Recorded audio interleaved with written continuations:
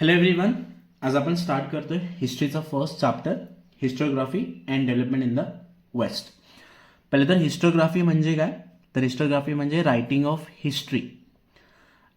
आता हिस्ट्री लिहिताना आपण कसे लिहून चालत नाही, त्याला एक प्रॉपर सिक्वेन्समध्ये लिहावं लागतं आणि त्याला म्हणतात हिस्टॉरिकल नरेटिव्ह. म्हणजेच हिस्टोग्राफी म्हणजे writing of historical narrative. Simple. Development in the west. आता या चॅप्टरमध्ये तुम्हाला काही हिस्टोरियन्स दिलेले आहेत आणि ते हिस्टोरियन्स कुठले आहेत तर ते वेस्टमधले आहेत. आता वेस्ट म्हणजे कुठे? हे आपली कंट्री आहे. या कंट्रीच्या वेस्ट साईडला, ओके, सगळ्यांना साईड्स माहिती आहेत ना. ही आहे वेस्ट साईड, ही आहे नॉर्थ, ईस्ट आणि खालची आहे साऊथ. तर आपल्या कंट्रीच्या जे नॉर्थ वेस्ट साईड आहे, या वेस्ट साईडला एक कॉन्टिनेंट आहे, तो म्हणजे युरोप. ओके. मग युरोपमध्ये हिस्टोरियननी काय काय काम केलं, त्यांचं डेव्हलपमेंट कसं होतं हिस्ट्रीचं, तर ते आपण या चॅप्टरमध्ये स्टडी करणार आहे. ओके. आता तुम्हाला इथं एक मॅप दाखवला आहे बघा. तर हा पूर्ण जो मॅप आहे ना, हा युरोपचा मॅप आहे. या मॅपमध्ये दोन कंट्री तुम्हाला स्पेशली आपल्या या चॅप्टरमध्ये जे हिस्टोरियन दिलेले आहेत, तर या दोन कंट्रीशी ते बिलॉंग करतात. एक आहे फ्रान्स दिसतोय तुम्हाला इथे, आणि इथे आहे जर्मनी. ओके. तर ह्या दोन कंट्रीमधले हिस्टोरियन आपण या चॅप्टरमध्ये स्टडी करणार आहे, फ्रान्स आणि जर्मनी. ओके, क्लिअर आहे सगळ्यांना? Okay, fine. यानंतर बघा, हा वाला पार्ट बेसिक आहे, तुम्हाला एक्झामसाठी लक्षात नाही ठेवायचं एवढं. नंतर बघा, historical writing of historical narrative आहे.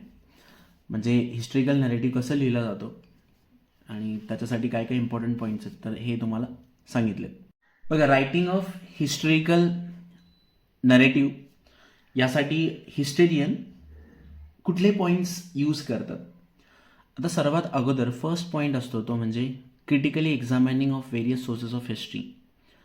जेव्हा हिस्ट्रियनना कुठलाही सोर्स भेटतो त्यावेळेस त्या सोर्सला ते काय करतात, क्रिटिकली एक्झामाइन करतात. ओके, म्हणजे व्यवस्थित चेक करतात जे पण सोर्स असेल.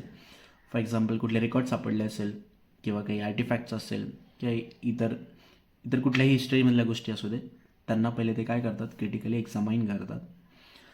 एक्झामाइन झाल्यानंतर त्या जे पण इन्फॉर्मेशन, जे पण सोर्स भेटले त्यांना, जे पण इन्फॉर्मेशन आहे त्याच्याशी रिलेव्हंट रेफरन्स शोधतात की त्याच्याशी रिलेव्हंट काय काय रेफरन्स असतात, ते कुठे कुठे यूज झालेले आहे, कसं यूज झालेलं आहे, हे सगळं एक्झामाइन करतात. थर्ड वनमध्ये हा सेकंड पॉईंट आहे. आणि तिसऱ्या पॉईंटमध्ये ते काय करतात, तर collect information that lead to the historical transition carrying out comparative analysis. आता जे पण इन्फॉर्मेशन त्यांना सापडली आहे, तर ते इतर कोणी त्याच्यावरती काम केलं आहे का, कोणाला त्याच्याविषयी काही इन्फॉर्मेशन आहे का, इतर कोणी हिस्टोरियननी त्याच्यावरती काही काम केलं असेल तर ते कम्पेअर करतात. जे पण त्यांना डेटा सापडला असेल त्याचं एक्झामाइन करून कम्पॅरिझन करतात. फोर्थ पॉईंटमध्ये ते काय करतात, जे पण त्यांना इन्फॉर्मेशन सापडली, समजा एक एक्झाम्पल आपण घेतलं, समजा काही आर्टिफॅक्ट सापडले किंवा काही भांडी सापडली, मग त्या भांड्यांविषयी टाईम आणि स्पेस, म्हणजे ती भांडी केव्हा वापरली गेली, कुठल्या शतकामध्ये होती, कुठल्या काळामध्ये होती, हे फाइंड आउट करणं, हा त्यांचा फोर्थ पॉईंट असतो. फिफ्थ पॉईंटमध्ये formality relevant question in view of the historical references. समजा एखादी भांडी सापडली असेल, मग ती कुठल्या धातूची आहेत, मग त्याच मेटलचं का सापडलं, याच्या अगोदर त्या मेटलचं सापडलं, कुठले आर्टिफॅक्ट सापडलेलं आहे का, कुठली भांडी सापडली आहे का, हे सगळं स्टडी करणं, ते म्हणजे formality relevant question in view of the historical references. हे क्वेश्चन्स फ्रेम करणं आणि त्या क्वेश्चनचे आन्सर्स मिळतात आहे का नाही हे फाइंड आउट करणं, शोधणं. आणि हे सगळे पॉईंट झाल्यानंतर शेवटी होतं फॉर्म्युलेटिंग हायपोथेसिस. आणि मग एक पॉसिबल एक्सप्लेनेशन सांगणं की एखादी इव्हेंट, हिस्टॉरिकल इव्हेंट झाली, मग ती का झाली, त्याच्यामागे काय रिझन्स होते, त्याचा काय इम्पॅक्ट झाला, हे सगळं सांगणं म्हणजेच फॉर्म्युलेटिंग हायपोथेसिस. किंवा हे सगळे पॉईंट्स एक्झामाइन केल्यानंतर एंडला होतं फॉर्म्युलेटिंग हायपोथेसिस. आणि असं लिहिलं जातं हिस्टॉरिकल नरेटिव्ह. फाईन. असंच एक्झाममध्ये तुम्हाला याच्यावरती काही क्वेश्चन नाही आहे, आत्तापर्यंत बोर्ड एक्झाममध्ये याच्यावरती काही क्वेश्चन नाही आहे, पण तुम्हाला एक बेसिक माहिती असावं की हिस्टोग्राफीमध्ये हिस्ट्री कसं लिहिलं जातं, हिस्टॉरिकल नरेटिव्ह कसं लिहिलं जातं. सिम्पल आहे. या सगळ्या स्टेप्स आपणही कुठल्या एखाद्या गोष्टी हिस्ट्री लिहिताना आपण ह्या सगळ्या गोष्टी पहिले कन्सिडर करतो आणि मग नंतर फॉर्मॅटिंग हायपोथेसिस करतो. म्हणजे historical is more like science, एक सायन्ससारखंच आहे. सगळे एक्झामाइन करून मग फायनली हायपोथेसिसवर येतं.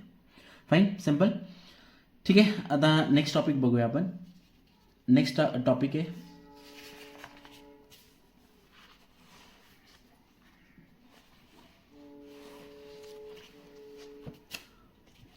नेक्स्ट टॉपिक तुम्हाला दिसतोय मेथड्स ऑफ व्हेरियस डिसिप्लिन.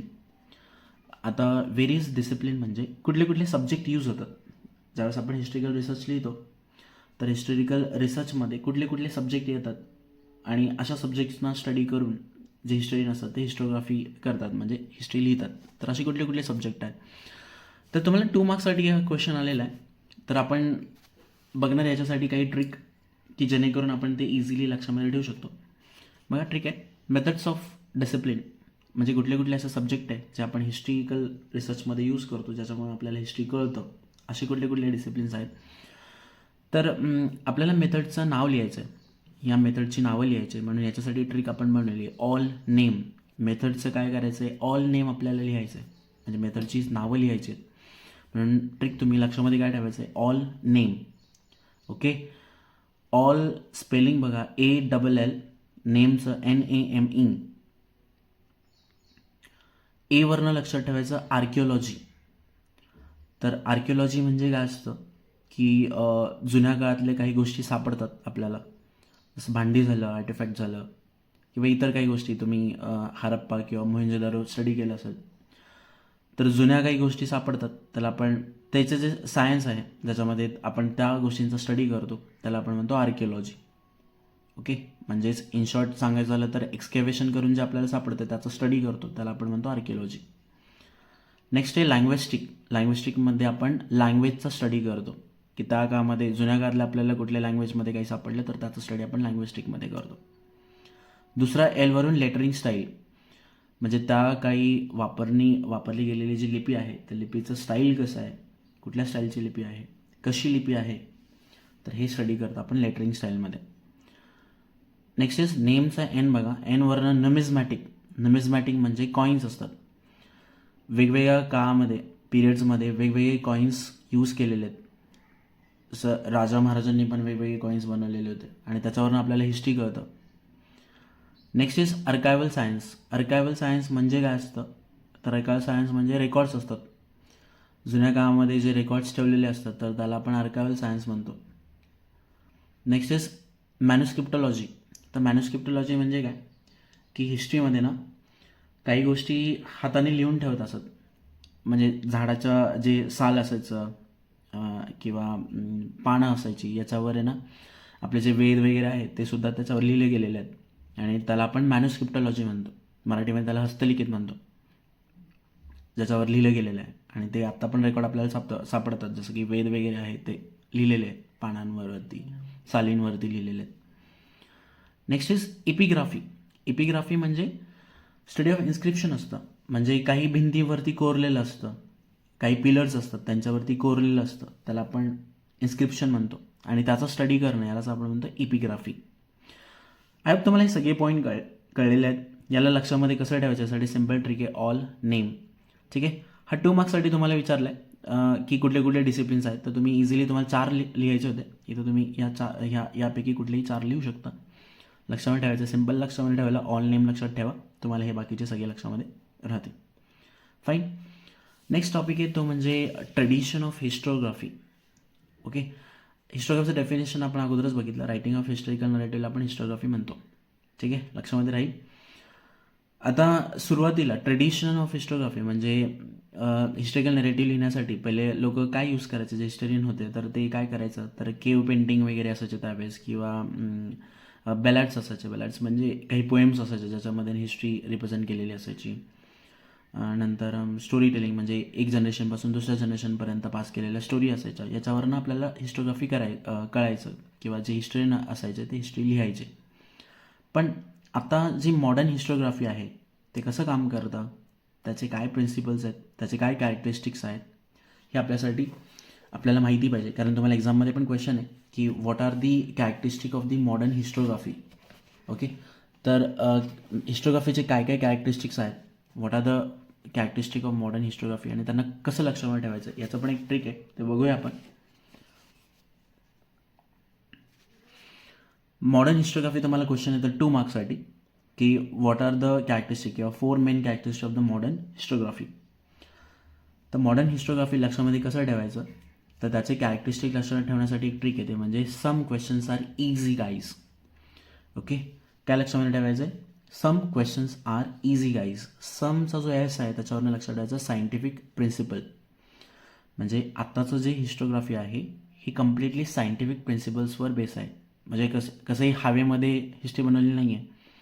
जर त्याला काही सायंटिफिक प्रूफ असेल तरच ती हिस्ट्री ॲक्सेप्ट केलं जातं. आणि म्हणून आत्ताची जी हिस्ट्री आहे ना ती बेस्ड ऑन सायंटिफिक प्रिन्सिपल्स आहे. ओके, पहिला पॉईंट कळला सगळ्यांना. नंतर क्यू म्हणजे काय, तर रिलेव्हंट क्वेश्चन्स. म्हणजे एखादं इन्फॉर्मेशन आपल्याला मिळाल्यानंतर त्याला क्रॉस चेक केलं जातं. जे पण जे पण रिलेव्हंट क्वेश्चन्स आहेत ते सगळ्याची आन्सर जर देत असेल तरच त्या हिस्ट्रिकल जे पण इन्फॉर्मेशन आहे त्याला ॲक्सेप्ट केलं जातं. ओके, म्हणजे कुठलेही रँडम फॅक्ट्स ॲक्सेप्ट केले जात नाही. त्याला काय पाहिजे, तर रिलेव्हंट क्वेश्चनचे जे पण आन्सर्स आहेत ते त्याने द्यायला पाहिजे, तेव्हा ते ॲक्सेप्ट केलं जातं. थर्ड वन इज एवरनं लक्षात ठेवायचं अँथ्रोपोसेंट्रिक. म्हणजे ही जी हिस्ट्री आहे ना ही ह्युमन सेंटर आहे. अँथ्रोप म्हणजे काय असतं, ह्युमन असतं. सेंट्रिक म्हणजे सेंटर, म्हणजे ह्युमनला सेंटरला ठेवून हे सगळे बनवलेले असतात. हे सगळे हिस्ट्री ॲक्सेप्ट केलं जातं.